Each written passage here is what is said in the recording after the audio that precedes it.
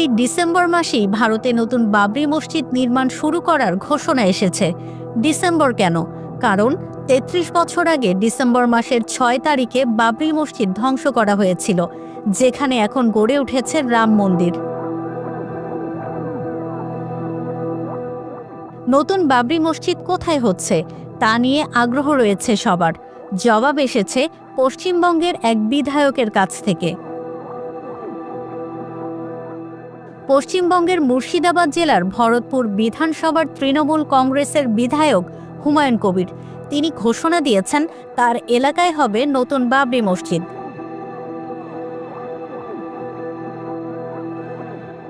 নির্মাণ কাজের উদ্বোধন কখন হবে, কোথায় হবে, উদ্বোধন হবে কবে, সবই দিন তারিখ ধরে কথা বলেছেন হুমায়ুন কবির। মমতার দলের এই বিধায়কের ঘোষণা আগামী ২০২৫ সালের ডিসেম্বর মাসের ৬ তারিখ লক্ষাধিক মানুষের উপস্থিতিতে মসজিদের ভিত্তিপ্রস্তর স্থাপন করা হবে। উদ্বোধনের জন্য আমন্ত্রণ করা হবে মুখ্যমন্ত্রী মমতা বন্দ্যোপাধ্যায়কে। আমরা মোটামুটিভাবে বাবরি মসজিদ নতুনভাবে প্রতিষ্ঠা করার জন্য ৬ ডিসেম্বর ২০২৫ সালে আমরা এটা শুরু করব। ৩ বছর, ৪ বছর, ৫ বছর যা টাইম লাগুক, এই টাইমের মধ্যে একটা বাংলার মুসলিমদের ভাবাবে। কোথায় হবে নতুন বাবরি মসজিদ?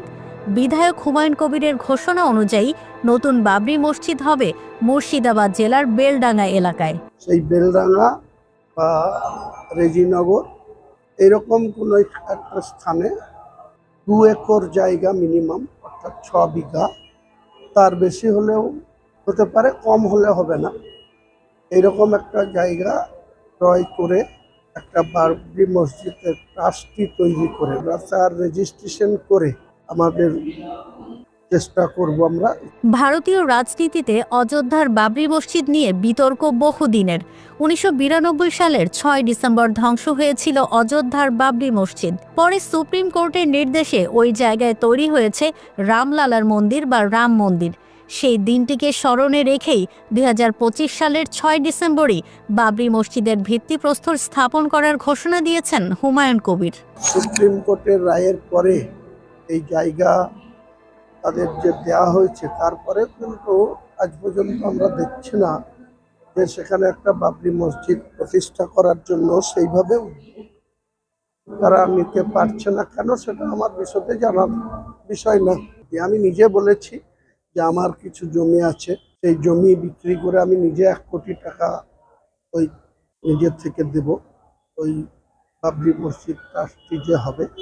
এছাড়াও আমাদের বন্ধু বান্ধব, আমাদের সম্প্রদায়ের বহু মানুষ আছে যারা বাবরি মসজিদ কমিটিকে আমরা যে ট্রাস্ট ওপেন করব, সেই ট্রাস্টের যে অ্যাকাউন্ট করা হবে, সেই অ্যাকাউন্টে অনলাইনে বহু মানুষ এতে অর্থ দান করবে।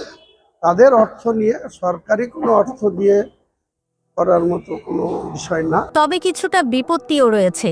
কি সেই বিপত্তি? সম্প্রতি মুর্শিদাবাদের বেলডাঙ্গা এলাকায় সাম্প্রদায়িক সংঘাত দেখা দেয়, যার রেশ রয়ে গেছে এখনো। ফলে এই এলাকাতেই বাবরি মসজিদ নির্মাণের ঘোষণায় কিছু প্রতিক্রিয়াও দেখা যাচ্ছে। বঙ্গীয় হিন্দু সেনার সভাপতি অম্বিকানন্দ মহারাজ বলেছেন, হুমায়ুন কবির যিনি নিজের দলই সম্মান পান না, ধমক খান, তার কথার উত্তর দেয়া অপ্রাসঙ্গিক। মুর্শিদাবাদ জেলায় আমরা রাম মন্দিরের অনুকরণে মন্দির তৈরি করতে চাইছি। তিনি আরও বলেছেন, ভরতপুর রেজিনগর রামদিঘিতে রাম মন্দির তৈরির জন্য জমির প্রস্তাব পেয়েছি। অযোধ্যার মতো মুর্শিদাবাদের রাম মন্দির বানাবো। জানুয়ারি থেকে কাজ শুরু করা হবে। সব রাজনৈতিক নেতাদেরই আহ্বান জানাচ্ছি, কর সেবার মাধ্যমেই শুরু করব এই কাজ। তবে অম্বিকানন্দের কথায় পাত্তা দিচ্ছেন না হুমায়ুন কবির। তিনি বলেছেন, আমি ইসলাম ধর্ম মানি, আমার মসজিদ বানানোর অধিকার আছে। কে কি বলল তাতে আমার কিছু যায় আসে না। ৩২ বছর ১৯৯২ সালে উগ্র হিন্দুত্ববাদীরা কয়েকশো বছর পুরনো মসজিদটিতে হামলা চালিয়ে তা গুঁড়িয়ে দেয়, যার জেরে ভারতে শুরু হয় হিন্দু মুসলিম দাঙ্গা। এতে নিহত হন ২,০০০-এরও বেশি মানুষ, যাদের বেশিরভাগই ছিলেন ইসলাম ধর্মাবলম্বী। সেই মসজিদটি গুঁড়িয়ে দেওয়ার পর আদালতের মাধ্যমে সেখানে মন্দির বানানোর তোড়জোড় শুরু হয়। এরই ধারাবাহিকতায় নরেন্দ্র মোদীর নেতৃত্বে বিজেপি ক্ষমতায় এলে সেখানে গড়ে তোলা হয় রাম মন্দির। গত জানুয়ারিতে ওই বিশাল মন্দির উদ্বোধন করেন মোদী। বাবরি মসজিদ ভেঙে রাম মন্দির গড়ার মধ্য দিয়ে উগ্র হিন্দুত্ববাদীদের হাতে একটি হাতিয়ার তুলে দেওয়া হয়, যার ফলে তারা ভারতের বিভিন্ন স্থানের প্রাচীন মসজিদের নিচে মন্দির আছে এমন দাবি করে আসছে। এর সবশেষ নজির দেখা গেছে আজমির শরীফের ক্ষেত্রে। দরগার নিচে মন্দির আছে দাবি করে এক পুরোহিত আদালতের দ্বারস্থ হয়েছেন, যা আমলে নিয়ে এ বিষয়ে পদক্ষেপ নিতে নোটিশ দিয়েছেন বিচারক। এছাড়া সম্ভল, কাশী, মাথুরা সহ বিভিন্ন জায়গায় মসজিদের স্থানে মন্দির ছিল দাবি করে সেখানেও জরিপের আবদার করেছে হিন্দুত্ববাদীরা। আদালতও সেসব আবদার মেনে আদেশ দিচ্ছে, যার জেরে সম্বলে সংঘর্ষে কয়েকজন মুসলিম বিক্ষোভকারী প্রাণও হারিয়েছেন। ইতিহাস বলছে 1528 সালে প্রথম মুঘল সম্রাট বাবরের শাসনামলে সেনাপতি মীর বাকি বাবরি মসজিদ নির্মাণ করেন। 19 শতকের মাঝামাঝি পর্যন্ত মুঘল সাম্রাজ্য টিকে থাকে। 1853 সালে হিন্দুত্ববাদী একটি গোষ্ঠী দাবি করে বাবরের শাসনামলে মসজিদ নির্মাণের জন্য সেখানে মন্দির ভেঙে ফেলা হয়। 1859 সালে ব্রিটিশ উপনিবেশিক প্রশাসন মসজিদের স্থান হিন্দু ও মুসলমানদের জন্য দুটি আলাদা অংশে ভাগ করে। মুসলিমদের ভেতরে নামাজ পড়ার অনুমতি আর হিন্দুদের বাইরের আঙিনায় পূজা করার সুযোগ দেওয়া হয়।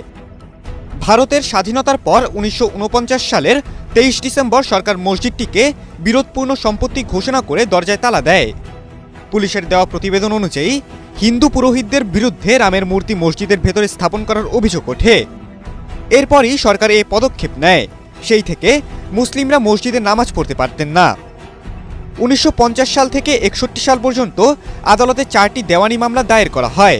এর মধ্যে মসজিদের স্থানের মালিকানা নিয়ে পাল্টাপাল্টি দাবিসহ ছিল 2 ধর্মের অধিকারের দাবিও। হিন্দুদের পূজা অর্চনা করার অধিকারও চাওয়া হয়েছিল সেখানে। মসজিদের জায়গায় মন্দির নির্মাণে নেতৃত্ব দিতে 1984 সালে হিন্দুত্ববাদী কট্টরপন্থী কয়েকটি গোষ্ঠী একটি কমিটি গঠন করে। এসব গোষ্ঠীর মধ্যে ছিল বিশ্ব হিন্দু পরিষদও। এই বছরের 19 এপ্রিল থেকে 1 জুন পর্যন্ত ভারতের জাতীয় নির্বাচন হয়। তার কয়েক মাস আগে মসজিদের জায়গায় মন্দিরের উদ্বোধন নরেন্দ্র মোদীর বিজেপিকে সুবিধা দেবে এমনটি মনে করা হয়েছিল। দেশজুড়ে হয়েছেও তাই। অর্থনৈতিক দুরবস্থা, সংখ্যালঘু নিপীড়ন, সাম্প্রদায়িক বিভাজন সহ নানা বিতর্ক সত্ত্বেও টানা তৃতীয়বারের মতো সরকার গঠন করেছে তার দল বিজেপি।